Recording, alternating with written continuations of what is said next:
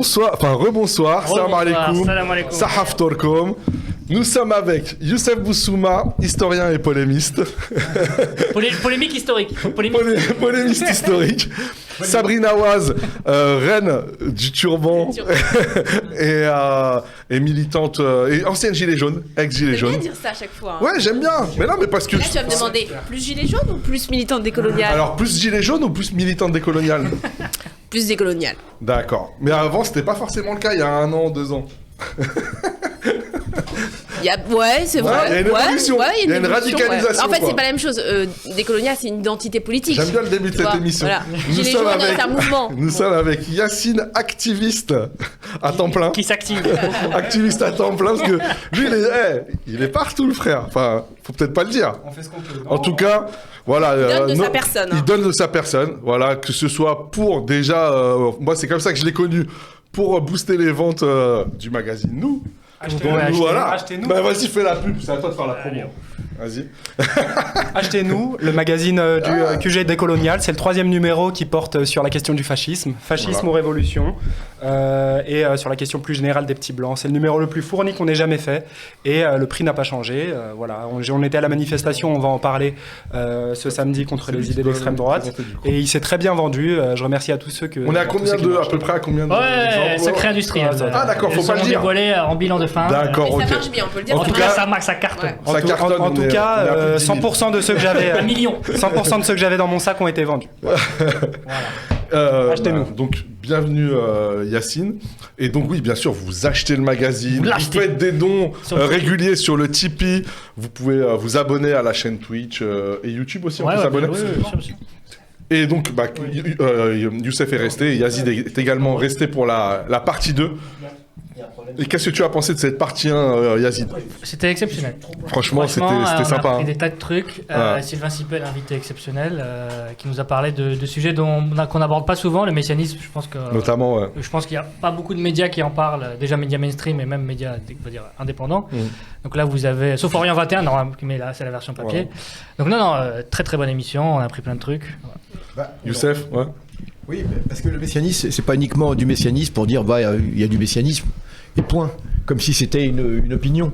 Le messianisme dans l'armée israélienne, c'est pas simplement une opinion, c'est que ça va avoir des conséquences en termes stratégiques, en termes d'orientation militaire, etc. Et ça veut dire que même au niveau de l'affrontement, la vision qu'ils ont de l'affrontement, eh bien, ça veut dire que ils vont mettre en application un certain nombre de choses. Donc Sylvain Sipel l'a bien dit, au niveau de la correspondance avec les textes bibliques, avec Josué, etc. L'idée du génocide, elle est contenue dans la Bible. Elle est contenue dans la Bible. Dans leur interprétation de la Bible à eux, quand même. Non, pas du tout. Oui. Dans le livre de Josué, il extermine tous les Amalécites. Et eux disent que les Palestiniens sont les Amalécites. Depuis longtemps, d'ailleurs... Ils interprètent. Non, c'est dit comme ça. Mais comme le dit Sylvain, ça devrait être simplement des légendes. Oui. Comme les légendes grecques, etc. On peut avoir des livres, etc. Le problème, c'est que eux veulent faire une correspondance avec la réalité, veulent le mettre en application. Le vrai problème, c'est ils sont plus dans la rationalité, on peut plus négocier avec... Alors, le problème, c'est qu'à mon avis, ils n'ont jamais eu l'intention de négocier. Ce qui prouve bien que tous ceux qui nous enfument avec des histoires de 2 États, un État, etc., c'est qu'on a affaire à une violence brute, qui veut s'établir et qui dans le long terme n'a pas du tout l'intention de céder quoi que ce soit aux Palestiniens. Mais tout ça, on l'a dit dans l'émission numéro 1, donc allez la voir sur YouTube. Donc, et on enchaîne. Et donc, aujourd'hui, donc on vous invite à voir le replay. Donc de cette partie 1 avec Sylvain Sipel, c'est, je pense, un banger, comme disent les jeunes. Je pense que ça sortira avant dans l'ordre sur YouTube. Mais voilà. D'accord. J'en profite rapidement, je ferai pas très long, mais pour passer un grand salam à Abdourahman Ridwan. J'ai échangé quelques messages aujourd'hui avec lui. Il me parlait de sa tristesse de ne pas pouvoir faire le tarawih car il est assigné à résidence. Ah oui. On le rappelle, il attend son appel, donc qui aura lieu dans quelques mois. On ne connaît pas la date.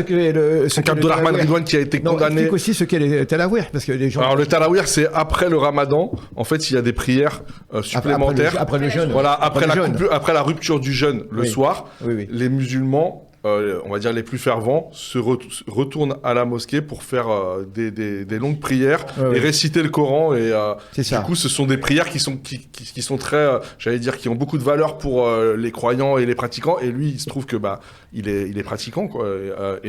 Du coup, il est obligé de rentrer chez lui à 20h30. Et du coup, il ne peut pas être à la mosquée. Le parallèle, il est marrant parce qu'avant, on parlait des messianiques. Donc, de l'autre côté de la Méditerranée, on donne des armes à des gens, à des messianiques qui sont fous. Et ici, on les enferme juste parce qu'ils veulent prier tranquillement. Voilà, tout simplement, ou parce qu'ils ont dit, ils ont juste exprimé leur soutien à la Palestine.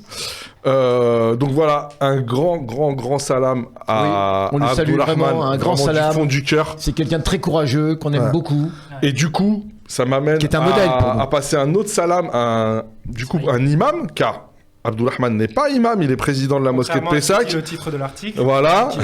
Voilà. Alors celui-là, faut le changer parce que c'est pas l'imam de Pessac, c'est le président de la mosquée de Pessac. Et l'imam de la mosquée des Bleuets de Marseille, l'imam Ismaïl, lui comparaîtra demain pour les mêmes motifs. En ayant fait la même chose, ou pas la même, enfin en ayant en n'ayant rien fait, c'est-à-dire qu'on leur reproche des tweets, des retweets, mais bon, vraiment, quand vous allez dans le fond du truc, c'est très, je veux dire, c'est anodin, quoi. Par rapport à la Palestine. C'est très soft. Par rapport à la Palestine, au soutien à la Palestine. Et donc, il sera jugé demain. Voilà, donc pareil, on lui apporte son soutien. Je salue sa sœur Camélia, avec qui on a échangé également. Et voilà, donnez de la force. Si vous êtes à Marseille, rendez-vous, si vous le pouvez, au tribunal pour montrer votre soutien. Oui, et en tout cas, voilà. Sans pancarte, sans pancarte, tout à fait. Voilà, le plus calmement possible. Pour que les gens bien comprennent. sûr, toujours calmement. Pour que les gens comprennent, il faut savoir que même la compassion n'est pas permise. Non. La compassion avec des responsables ou des leaders assassinés d'organisations palestiniennes considérées comme terroristes, d'accord ? Ben même cette compassion, le fait d'exprimer cette compassion est considéré comme un délit. Où a-t-on vu cela ? Ça veut dire que où a-t-on vu cela ?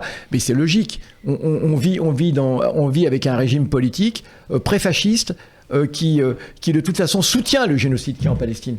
Donc comment s'étonner de cela ? Mais simplement la simple compassion, eh bien, n'est pas permise. Et ça, c'est unique.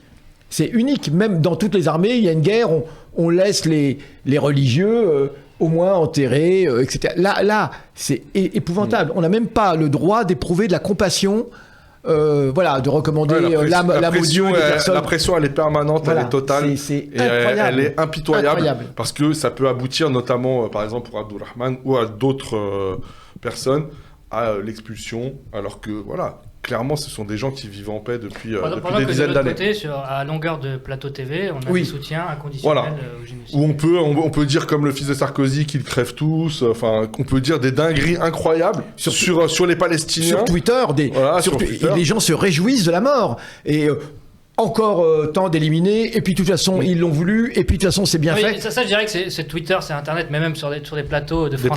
Oui, sur les plateaux de toutes ces télévisions là, absolument. On a des bandeaux. C'est télégénocide. C'est news, c'est juste. Et même sur France Info, qui même sur France Info, Europe 1, on a vu des gens, même des humoristes, qui ont été virés, c'est absolument incroyable. Voilà. Alors aujourd'hui, on va parler essentiellement de 3 sujets. On va parler de la manif. Il y avait la manif de samedi. Passer aussi un petit salam. Bien sûr, vas-y. À tous ceux qu'on a croisés, parce qu'on a croisé énormément de gens qui sont venus nous voir, qui nous suivent, qui nous soutiennent, qui nous aiment. Franchement, ça fait chaud au cœur. Et merci, parce qu'en manif, on n'a pas forcément. Ils ont des chouchous où tout le monde nous aime tous à égalité. C'est toi. Voilà. Je te mets dans ma poche. Et en manif, on n'a pas forcément le temps de beaucoup parler avec eux. Et bon, c'est dommage. Donc voilà, je leur passe un grand bonjour. Je crois que toi aussi, Youssef, on vient beaucoup te voir aussi. Et... Oui. Non, c'était. Quand je faisais le live, j'avais le petit micro PDH. Et les gens, ils font PDH. Donc non, vraiment, ça fait trop plaisir d'avoir ce. Alors déjà tous les jours, ça nous arrive. Mais là, la manifestation, c'était non-stop. Là, c'était vraiment la MIFA, quoi. C'était incroyable. Oui, c'est ça. Oui, en plus, il y a une proximité directe. Ouais. C'est ça qui est. En tout cas, ça fait plaisir, et en tout cas, continuez à nous soutenir, parce que on pense qu'on est un peu utile. Donc, on va parler donc de la manif. On va parler de l'expulsion du démantèlement, je sais pas comment on peut dire, de l'expulsion et du démantèlement de ce lieu de résistance qui était devenu la Gaîté Lyrique. Ce sera Yacine qui sera l'envoyé spécial. L'envoyé spécial. Le militant de terrain. On va parler aussi un peu de tous les sujets qui tournent autour de l'islamophobie actuellement, et notamment les questions de voile. Voilà, parce que cette semaine, il y a eu le vote au Sénat d'une loi qui vise à interdire le port du voile dans les compétitions sportives. Tu veux commencer par ça ou tu veux... on peut peut-être parler de la manif, peut-être. Ouais, de la manif d'abord. Ça marche. Non, mais voilà, moi, je suis un peu arrivé un petit peu au dernier moment. Du coup, je veux pas imposer mes choix, quoi. Donc... En plus, on était tous à la manif, sauf toi. Bah c'est ça, parce qu'en fait, je travaille le samedi. Alors que nous, on travaille pas. T'as travaillé la semaine. T'as beaucoup manqué à cette manif. Bah franchement, honnêtement, quand je vois le live là, je t'avoue que j'ai un peu mal au... Attends, Yazid. Pas parce qu'il est pas bien, mais parce que j'aurais tellement aimé y participer. Il y a même quelqu'un qui m'a dit j'ai vu Samir. Alors je lui envoie un message, je lui dis t'es où? Oui, non, il y avait quelqu'un. C'est une hallucination. Il y a un gros ventre. Mais je remercie le collègue Jamel qui est dans le public, qui a fait tout le live avec moi, et on a bien discuté pendant près de 2 heures. Et puis bon, moi je trouve que c'est bien aussi que qu'on soit plus nombreux à faire l'expérience justement de ces lives comme ça dans les manifs, etc. Comme ça nous a guéri. Moi, à la base, j'avais une mission, c'était filmer Amal Bentounsi. Comme vous le voyez, je l'ai filmé, j'avais la tremblote. Et donc ce sera pas les images qui seront utilisées. Là, sur l'image là qu'on voit, ce sont donc Amal Bentounsi, la sœur d'Amin Bentounsi, tuée par la police en 2012. Derrière le monsieur et devant, ce sont le père et la tante de Souil qui a été tué par la police en 2021 à Marseille. Dans le cas du frère d'Amal Bentounsi, il a été tué d'une balle dans le dos. D'une balle dans le dos. Et donc là, en fait, elles sont toutes les deux, j'allais dire en première ligne, pour faire abroger l'article L435-1 du Code de sécurité publique, qui en fait donne un permis de tuer à la police. Et de ce point de vue-là, ils ont Samia et d'autres personnes ont créé un collectif qui s'appelle Save. Stop aux violences d'État, et donc vraiment on vous invite à les suivre dans leurs actions. Voilà. Et donc elle a fait une prise de parole qui parlait de ça au début, et après qui enchaînait sur l'annonce d'un événement, vous en saurez plus bientôt. Et donc une fois que moi j'avais fait cette mission-là, j'avais plus quoi faire, et j'ai vu qu'il y avait du monde sur le live, je me suis dit on va continuer. Bah oui. Voilà. Il y avait combien de personnes sur le live? À la fin on a fini à 1300, Usul nous arrête à 1800 viewers. Merci Usul. Merci Usul. Non mais je tiens à dire aussi que la moitié c'était YouTube. Ouais. Donc ça se tire toujours la bourre entre YouTube et Twitch. Franchement, il y a un vrai public. Moi, je suis fan du public YouTube. Ouais, je vais voir tous les commentaires. Des fois, je réponds. Même quand c'est des critiques.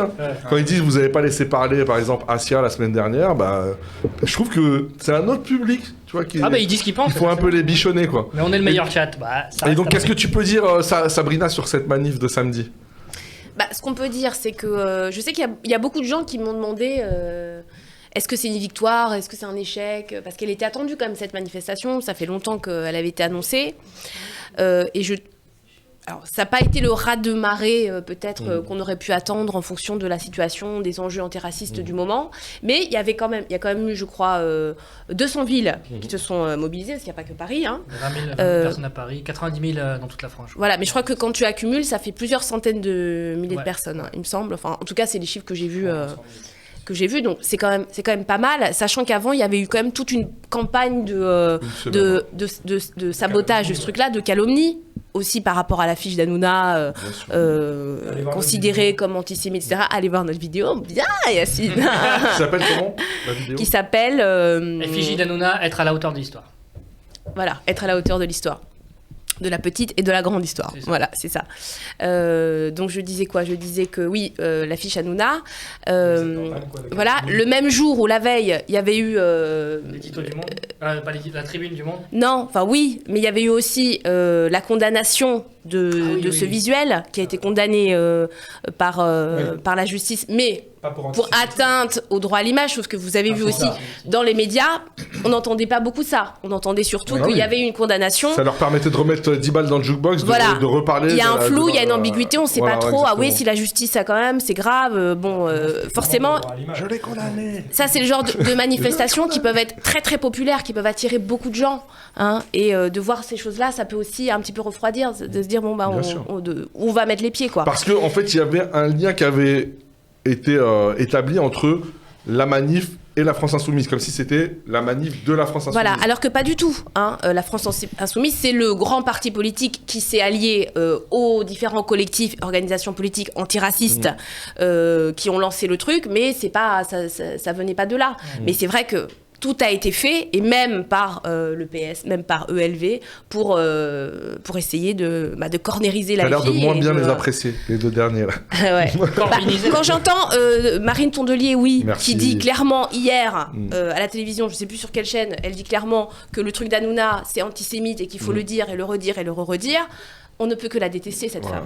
Hein, on ne peut que la détester. Et je crois que tu n'es pas la seule, sachant, enfin, quand on voit leur cortège, en fait. Le cortège d'Europe Écologie Les Verts, qui était déjà tout à la fin, mais aussi parfaitement désert. Ridicule.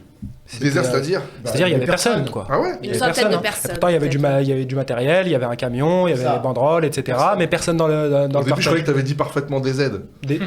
Certainement pas. Certainement pas. Ils ont vert et blanc. Donc, alors moi, quand je suis passée devant, ils souhaitaient un bon ramadan à tous les musulmans, quand même. Hein. Merci. Et ensuite, ils ont dit, et un bon carême aussi. C'est pas faux. Ah mon Dieu. On souhaite un bon carême aussi. L'enfer. Ça me rappelle le couscous laïque, tout ça. Le couscous d'Etchebest.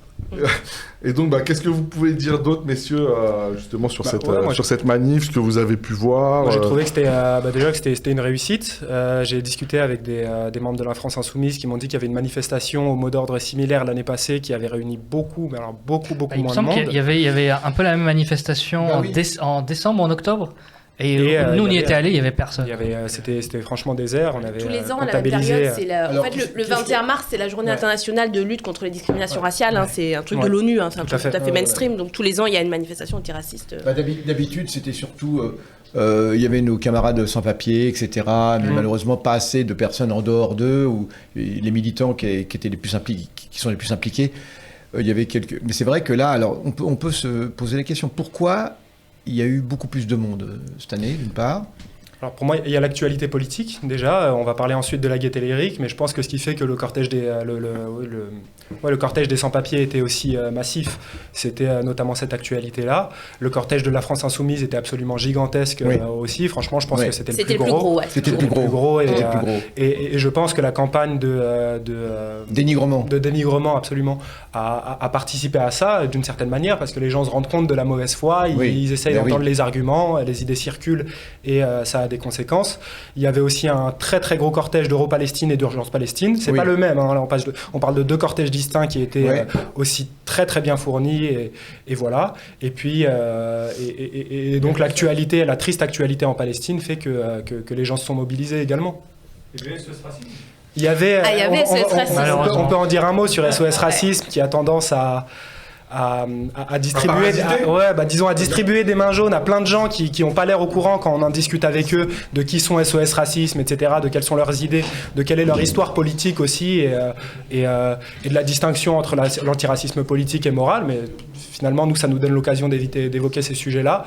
Et ils avaient un cortège qui n'était pas aussi ridicule que ceux qu'on a pu mentionner auparavant, mais je pense qu'il était constitué de beaucoup de gens qui ne savent pas qui sont SOS Racisme, de gens assez dépolitisés, de jeunes. C'est des innocents, en fait. Ils distribuent, c'est une habitude chez eux, ils distribuent des mains jaunes comme ça à des gens, des innocents. Et en fait, moi, je comprends un peu, parce que j'observe aussi, et je comprends la démarche de ces gens-là, c'est qu'ils arrivent dans une manifestation antiraciste, et il n'y a pas de collectif générique. Il n'y a pas, ils se disent, bon, alors il faut que j'aille soit avec les Palestiniens, avec les sans-papiers, avec les Kanaks, tout ça. Alors que moi, je suis juste un mec qui n'aime pas le racisme ou une meuf, et puis je voudrais un collectif antiraciste général.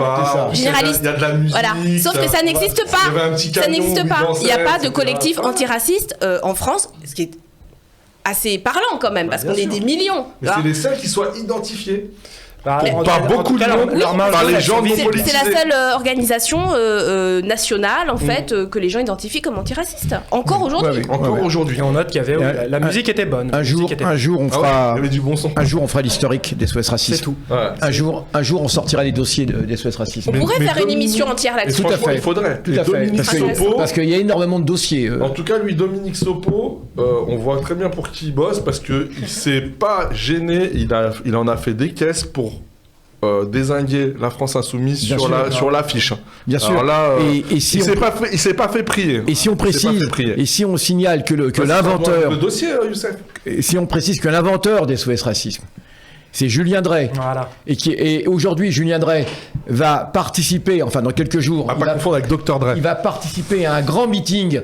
Ça va être le meeting le plus islamophobe que ce pays ait connu. Je sais pas, vous avez vu la Dream Team Ah oui, avec Retailleau. Pour la France et contre la France islamique. Et il y aura Julien Drey en première place, alors que c'est lui qui a inventé SOS Racisme. Absolument. Donc le passage est absolument incroyable. La boucle est bouclée, on a tout compris. En tête d'affiche, Retailleau et Manuel Valls. Bien sûr. Et puis toute une série de canailles absolument inimaginables. Et précisons aussi une chose, c'est que SOS Racisme, je crois que on avait fait le calcul, tous les secrétaires généraux des SOS Racisme ont été poursuivis pour malversation. Ah ouais, même Harlem Désir. Mais surtout à Harlem. Je sais pas. Ben non, parce que moi, quand j'étais jeune, je l'aimais bien, tu vois. Donc là, tu viens de briser tous ont été poursuivis pour malversation. Parce qu'ensuite, il y avait aussi autre chose. Je sais que Julien Drey, il aime bien les montres. Tout ce qui est toquante, quoi. Lui, il est assez... Les montres. Ouais. Alors en plus, c'est une variété de montres assez particulière. Tout ça, en plus, non, une troisième marque. Non, une variété de montres très particulière qu'on appelle les montres à complications. Et du coup, il s'en est vraiment attiré. C'est absolument, c'est réel. C'est ce qu'on appelle des montres à complications. D'accord. Comment ? Des mutuelles aussi. Alors, il aime beaucoup les mutuelles étudiantes. Bon, alors, on a dit qu'on ferait une émission spéciale. Voilà, parce que vraiment, ça vaut la peine parce que c'est pas uniquement SOS Racisme sur le banc des accusés. C'est qu'elle a eu une grande importance pour détruire les tentatives de création d'un antiracisme politique dans les années 80 et notamment pour tuer la marche. La marche de l'égalité. Ouais. Mais vraiment, c'est SOS Racisme, c'est une machine qui a été inventée pour... Et qui est la marche des beurs. Oui, qui est appelée Marche des Beurs, qui était la marche pour l'égalité de 83. Et donc, SOS Racisme a été inventé spécialement pour tuer cette marche. Et la naissance fragile d'un antiracisme politique, à l'époque, et indépendant. Et ça, faut le dire. C'est-à-dire que SOS Racisme a fait perdre un temps considérable. Et d'ailleurs, un temps qui n'a jamais été rattrapé, en fait, parce que ça ne se rattrape pas. Enfin bon. Mais du coup, aujourd'hui, c'est que Mélenchon aussi a joué un grand rôle pour cette mobilisation. Il était à Marseille. Voilà. Vas-y. Et moi, j'aurais bien aimé qu'il soit à Paris et qu'on puisse l'entendre. Et je sais que les états-majors de cette gauche, que j'appelle la gauche d'imposture, hein, il y a la gauche de rupture, il y a la gauche d'imposture. Et les états-majors de cette gauche d'imposture, visiblement, étaient hostiles. Et c'est incroyable, cette histoire. C'est-à-dire que, bon, on en reparlera par la suite, mais c'est extrêmement grave ce qui est en train de se passer actuellement au niveau de la gauche. Hein, clairement. Les Glucksmann, etc. Et toutes ces... Est-ce que tu as vu que le PS a été viré de la manif samedi ? C'est la transition sur le PS. Le PS a été viré. Ils n'avaient pas de cortège, ils n'ont pas pu sortir le moindre drapeau. Voilà. Ils n'ont pas été virés parce qu'ils sont pas antiracistes. Ils ont été virés parce qu'ils ont collaboré avec Bayrou. Bon, je pense que non.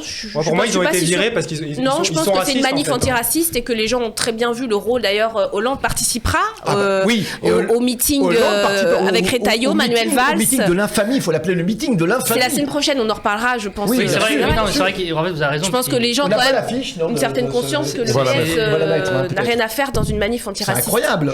Hollande qui est sur tous les tableaux actuellement pour attaquer la France insoumise, d'ailleurs, il a signé la Tribune du Monde. C'est ça. La tribune infâme c'est la mairie du monde du PS qui a aussi viré la Gaîté Lyrique. Oui, absolument. C'est la préfecture. En fait, le meeting, c'est le ministère de la Culture. C'est pas clair, on en parle après. En fait, le meeting, c'est le pacte racial. Oui. On tour. Et d'ailleurs, j'ai regardé les invités. J'ai regardé les invités. Parmi les invités, il y a quelques Arabes. Vous savez, ceux qui se définissent comme apostats. Bouhamran. Par exemple, une fille qui s'appelle Enda Yari. Vous voyez, je sais pas si vous voyez. Enda Yari, c'est une de celles qui a connaît, personne la connaît. C'est une de celles qui a accusé Tariq Ramadan. Une accusatrice de Tariq Ramadan. Voilà, une des accusatrices. Vous voyez, c'est tous ces Arabes qui sont extrêmement virulents pour dire que l'islam en soi est un problème. Mais c'est comme le sketch déjà connu, il y a le bon chasseur et le mauvais chasseur. Moi, j'avais une question pour Youssef. Est-ce que tu penses qu'aujourd'hui, vu la manif qu'il y a eu, est-ce que tu dirais que l'ère SOS Racisme est en train de finir et on est en train de passer à l'antiracisme politique je ne sais pas si on y est passé complètement, mais je pense qu'on fait un pas. Je vais répondre à la question d'Yazik, moi. Oui, on a fait un grand pas vers, mais je t'en prie. Je voulais parler d'anti-impérialisme parce que quand j'ai parcouru toute la manifestation et j'ai vu les images aussi de la province, vous avez vu, il y avait beaucoup de drapeaux de la Palestine ou de kéfiers, à droite à gauche, pas seulement dans les cortèges. Tu disais qu'il y avait un gros cortège palestinien, c'est vrai, mais il y en avait un peu partout. Et ça, je trouve que c'est une vraie victoire de l'antiracisme politique parce que les gens comprennent qu'il y a un jeu d'intérêt entre le racisme et l'impérialisme et que pas d'antiracisme sans anti-impérialisme. Et ça, pour moi, c'est une vraie victoire. Et que les gens l'assument vraiment en se disant je vais mettre mon drapeau palestinien et aller avec l'AFI ou aller avec n'importe quel autre groupe et pas rester seulement je suis là pour la Palestine. Non, ça veut dire qu'il y a une conscience, il y a une clarification en fait de ce qui est en train de se passer. Il y a un pont en fait entre et ça, c'est une victoire les revendications antiracistes et les revendications anti-impérialistes. Ce que tu dis, c'est incroyable parce qu'il me revient que lorsque SOS Racisme a fait son... Min Zaman. Donc il me revient que lorsque SOS Racisme a fait sa première sortie, ça devait être en 84, c'était en 84, eh bien comment c'était sur la place de la Concorde, grand concert gratuit, etc. Et nous avions décidé d'aller les affronter politiquement. Alors on était ridicules, on était une quinzaine, mais avec une grande banderole, avec un tract, avec une grande banderole, on dénonçait l'imposture des SOS Racisme. Ah ouais, on était une quinzaine, une vingtaine, même peut-être un peu plus, des Arabes et des Noirs uniquement. Et on arrive là, et puis aussitôt, il y a le service d'ordre des SOS Racisme qui était là, qui était très proche du bétard sioniste, d'ailleurs. Ah ouais, bien sûr, parce qu'on oublie une chose, c'est que la direction des SOS Racisme, c'était l'Union des étudiants juifs de France. Ah, okay. Parce que Harlem Désir était le président, mais le secrétaire général... Le JF qui est venu faire un happening chez nous. Là. C'est ça, avec le fameux Kevin. Mais qui était le secrétaire... Ils sont passés de service d'ordre à faire des services du désordre. Mais qui était le secrétaire général des SOS Racisme? Parce qu'il y a le président, le secrétaire général... Non, qui était le président? BHL, non? Non, c'était Éric... Non, laissez-moi. C'était Éric Ciotti. C'était Éric Guébali.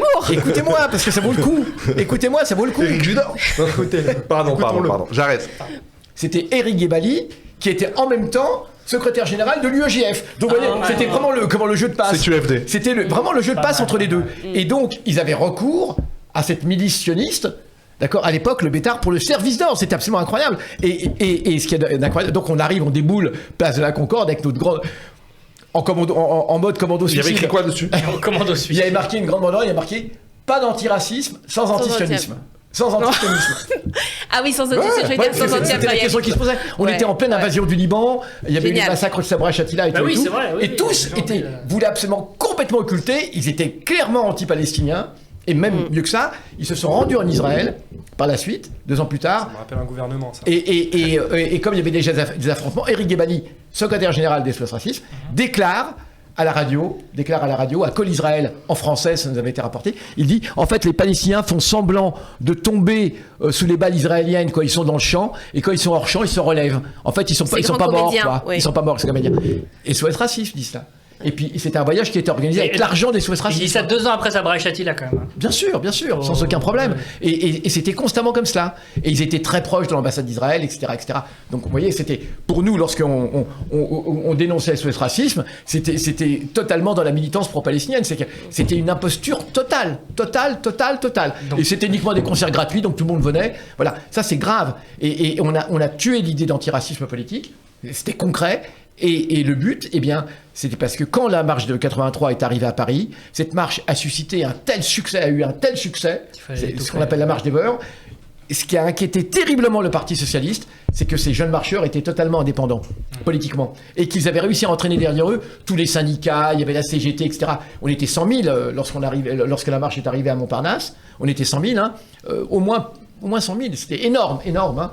Et ça a fait peur au Parti socialiste. C'était quelque temps après les grèves de Talbot, etc., etc.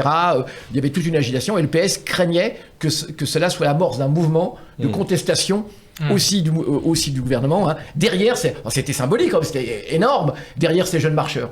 Voilà, c'est très important de rappeler cela. Hein. Et je le dis bien, excusez-moi, c'est grossier, la saloperie du PS. Hein, je veux dire, on devrait écrire des bibliothèques là-dessus. Il y a des bibliothèques à écrire là-dessus. Bon, on attend ton livre ou ton article. Non, mais sérieux, t'es intarissable. Et vraiment, si on peut lancer un message, et notamment aux jeunes militants, parce que il y a différents niveaux de politisation. Ouais. Et moi, je sais que les gens qui viennent me parler, etc., des fois, ils sont pas extrêmement politisés. Vraiment leur dire, s'il vous plaît, faites-nous confiance. SOS Racisme, ce ne sont pas des camarades. Vraiment, ce ne sont pas des camarades comme Fabien Roussel. Après, j'ai l'impression que les jeunes maintenant, faut leur expliquer. Vu qu'il y a une génération palestine, il faut aller essayer à la compréhension de ce qu'on est en train de dire, mais vraiment, voilà, on vous demande en tout cas de ne pas faire confiance à SOS Racisme. Voilà, faut leur expliquer. Hein. Moi, quand j'ai vu une meuf avec un drapeau palestinien et puis une main jaune, j'ai été lui dire en fait. Ouais. Voilà, et puis ils comprennent. Hein, et tu lui as dit quoi ? Je lui ai dit que déjà SOS Racisme, maintenant il y a je sais pas si c'est la vice-présidente ou la présidente, Assouline. Ah oui. Bon, qui est la fille de David Assouline, qui à l'époque était avec nous, a fait semblant d'être avec nous avant de nous trahir et de rejoindre SOS Racisme. Je te parle de la personne qui avait dit Israël est un projet décolonial. Tout à fait, une sioniste de gauche. Sur le plateau de Baxit. Ah ouais. Et il y a une ancienne présidente ou vice-présidente qui a été récemment embauchée par la Macronie. Dans une sorte de présidente de une ancienne présidente de SOS Racisme, vice-présidente ou présidente qui a été récemment recrutée par... Mais du coup, pour revenir à ce que tu disais, donc, il y a 40 ans, vous faisiez dégager par le service d'ordre de SOS Racisme, mais 40 ans plus tard, Rima Hassan fait une allocution sur le cortège le plus rempli de la manif. Donc il y a quand même un progrès formidable. Non, c'est ce que je dis, il y a un progrès qui est énorme. Et comme tu l'as très bien dit, Sabrina, c'est cette jonction qui a été faite entre l'antiracisme et l'anti-impérialisme.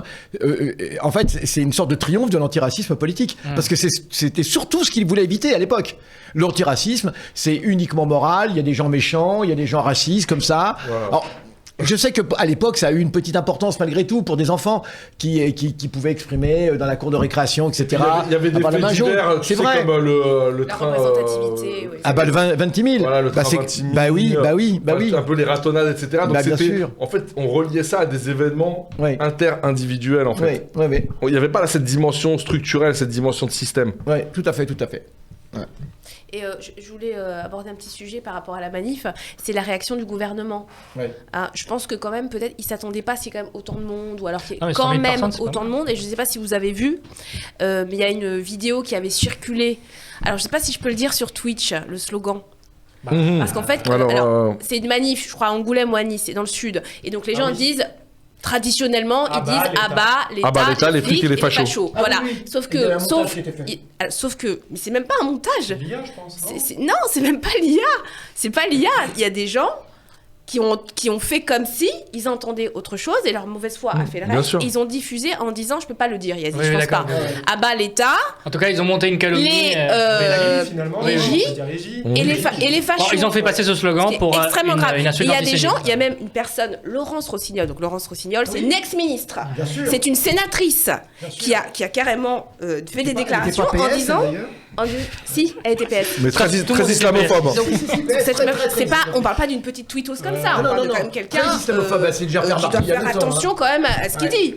Tu vois. J'avais dit le N-mot à la radio. En fait, vous imaginez quand même le niveau quand même un petit peu aussi de panique de ces gens de se dire on va diffuser une info aussi grave parce que c'est très grave de dire abat les J quand même. C'est extrêmement grave. Et même, tu te dis pas qu'en faisant ça, même tu peux faire grimper encore plus l'antisémitisme. Je ne savais pas. Ils ont pris ça au premier degré comme si c'était vrai. Je sais pas s'ils l'ont au premier degré. En tout cas, ils l'ont présenté comme ça. Je pense que t'es pas tombé dessus, mais il y a eu un montage effectivement par intelligence artificielle, je le suppose, qui a circulé évidemment sans images parce que ça aurait été dur de montrer des images de quelque chose qui n'a pas eu lieu. Où on entend effectivement ce faux slogan abat l'État, les J et les fachos. Si, il y a des images. Les images, on peut pas voir les gens dire ça, mais en tout cas sur la bande son, il y a une fausse bande son. Le truc qui a été tweeté par Messiaen. Oui, mais je sais, moi je l'ai vu sur TikTok de mon côté, mais je suis absolument certain qu'il y a une fausse bande son qui a circulé. C'est ça. Est-ce qu'on l'écoute ? Non, on l'écoute pas. Bon, de toute façon, vous avez des images de gens tout à fait respectables. Non, on l'écoute pas. Ouais. Faut lui t'ouvrir.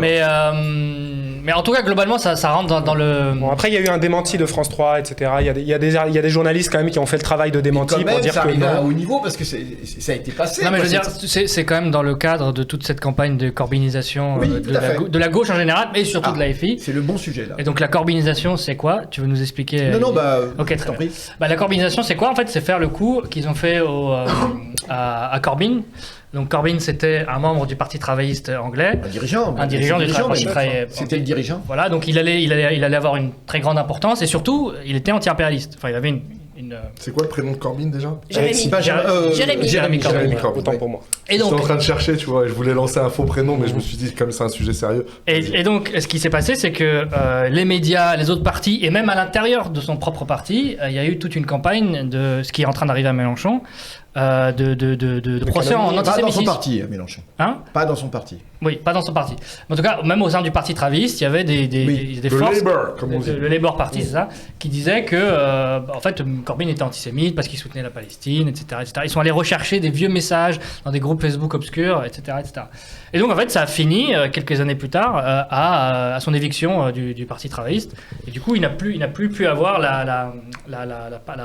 le rôle de dirigeant qu'il aurait pu avoir. Et il aurait peut-être... Plus d'investiture, voilà. plus de postes... alors qu'on le comparait à un Mélenchon anglais, quoi. On disait que c'était un Mélenchon. Mais moi, je suis pas tout à fait d'accord quand on dit que pas au sein de l'AFI, mais sauf que le Labour anglais, parce qu'on est dans un système bipartisan. Tripartisan. Ouais, mais je veux dire, en gros, c'est quand même les travaillistes ou les conservateurs qui.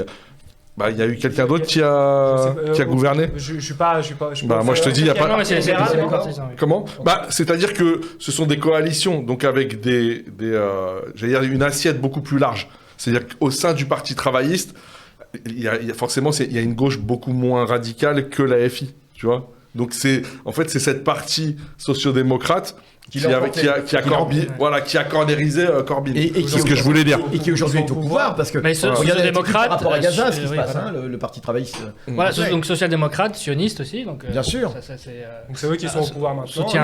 Ils ont fait échouer la ligne. C'est pas uniquement des anciens camarades de Corbyn. C'est une autre tendance effectivement qui a pu prendre l'ascendant. En France, j'allais dire l'avantage et l'inconvénient à la fois, mais c'est que on a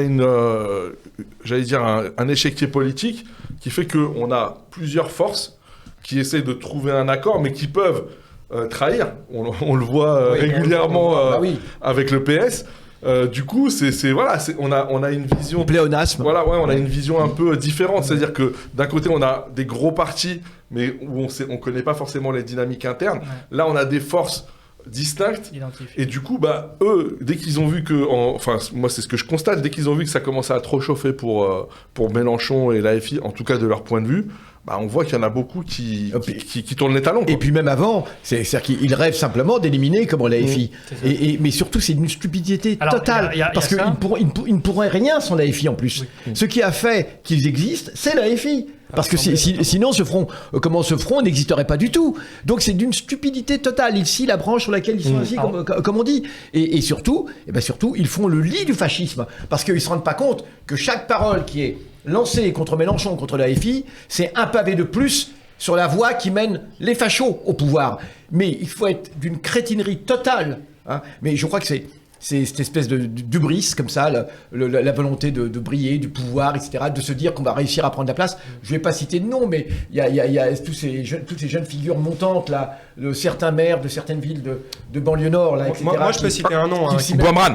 On peut citer Karim Bouamran, j'en rigolais sur Twitter, qui n'est pas capable de gérer l'éclairage public dans sa ville, mais qui pense nous illuminer de ses analyses sur la guerre en Palestine, et qui, au lendemain du massacre très récent là, qu'il y a eu à la rupture, en tout cas il n'y avait plus eu de bombardement pendant un petit moment à Gaza, au moment de la rupture de cessez-le-feu, qui était venu nous expliquer que les centaines de morts, il semblerait que ce soit près d'1 millier sur un raid aérien d'une dizaine de minutes, ce qui est un nombre de morts à la minute qui est absolument jamais vu même dans cette région, qui est venu nous expliquer que ces morts étaient du fait du Hamas. Voilà. Non. Oui, absolument, sur son post Instagram, et qui disait qu'aujourd'hui l'hubris politique ou quelque chose comme ça du Hamas avait causé ces morts-là. Non. Et c'était pas du tout les avions, finalement, l'aviation de Tsahal qui était venue. Il l'a dit sur son post Instagram. Je persiste et signe, c'est vérifiable. C'est le syndrome Chelgoumi. J'aime bien comment il parle, c'est le syndrome Chelgoumi. Il a balancé là. Non, parce que je connais Bouamran, je le connais personnellement, et qu'il en arrive là. Mais c'est terrible. Il a été plus à gauche. Nous étions sur Beurre FM, puis je le connais personnellement. Mais c'est grave. C'est gravissime. Mais j'ai envie de dire, mais qu'est-ce qui t'arrive, Karim? Non, mais sérieusement. Reprends-toi. Ah, ça me fait penser à Zidane. Zizou. Le coup de boule de Zizou. Non, mais c'est pas possible pas d'arriver à dire ça. Parce que Parce qu'en même Pas temps, toi, Saïd, pas maintenant. parce qu'en même temps, c'est tellement un mensonge.